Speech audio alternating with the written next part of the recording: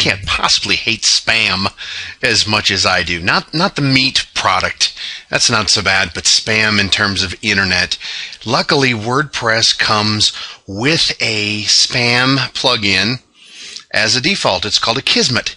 So what you do is you install it and you activate it and you get this screen. Akismet is almost ready. You must enter your Akismet API key. Wait a minute. What is that? I don't know. Let's click it and see. It'll spin here, but what it does, your API key will force you to register this. Now, if you don't know much about it or don't have one from the Wayback Machine, as you can see, I'd entered it before, but I took it away so you can't see it for the purpose of this video. Clicking on this link, akismet.com, will take you to this page. See the pretty blue button? If you don't have one, click it to get an Akismet API key. You get this screen. The Personal is for free. You can donate. I highly recommend it.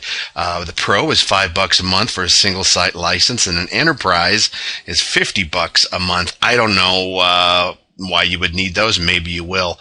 But sign up for the free one at first and get your API key. You enter it here in this box, and I have it, and I'm going to have to blur it so you don't see it. Update the options.